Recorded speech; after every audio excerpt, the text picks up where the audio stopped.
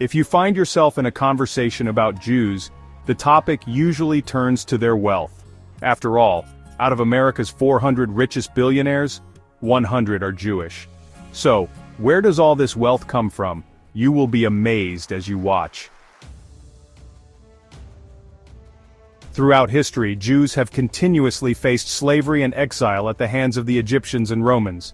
Following the crucifixion of Jesus, sparked by Jewish oppression, anti-Jewish sentiment intensified, resulting in the imposition of strict prohibitions. For instance, Jews were not allowed to own land, serve in the military, or have any say in government. This exclusion drove them toward craftsmanship and money lending. While charging interest was forbidden in both Christianity and Islam, Judaism did not have such a prohibition. In fact, the Old Testament states, "You shall not take interest from your brother, but you may take interest from a stranger," indicating that money lending was permissible. Even in times of low consumer demand, Jews pursued every opportunity to produce and sell needed goods through their crafts. Over time, fields such as carpentry, jewelry making, textiles, and ceramics all came under Jewish control. They always did what they loved, never spoke ill of their partners or their assets, and continuously reinvested their earnings by lending money or helping their relatives run their businesses. Regardless of the trade they engaged in, Jews in Europe never experienced a true sense of security. They constantly risked theft and plunder. This persistent danger forced them to strengthen their family bonds. They trusted no one outside their own community and only married within it, forging tight-knit relationships. They would send money to their relatives and support their businesses. In their view, individual growth could only take you so far. Beyond a certain point, they would help their close ones become wealthy so that those, in turn, could support the next generation.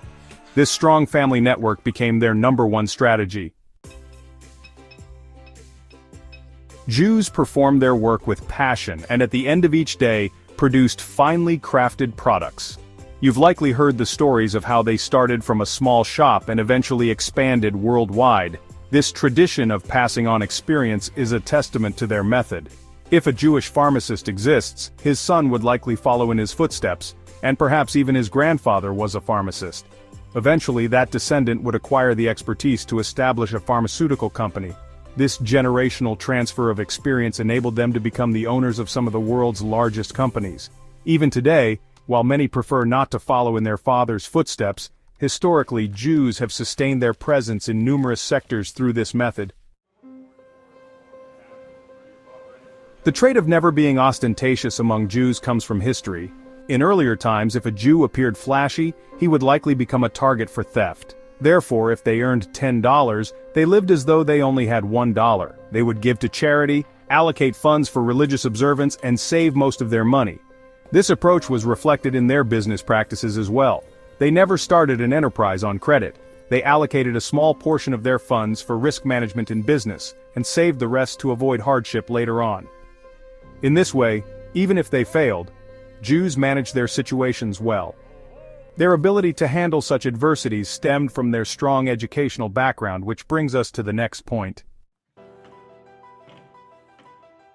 Perhaps the society that has valued education the most in the world is the Jewish community. Managing money is far more difficult than earning it. Jews did not possess a divine talent, they reached their level of success by placing immense value on education.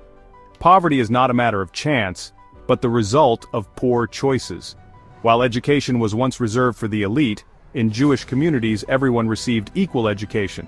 This emphasis on critical thinking allowed them to adapt brilliantly to changing global conditions without losing their wealth. Although Jews constitute only 0.2% of the world's population, they account for 35% of Nobel laureates, a testament to the value they place on education.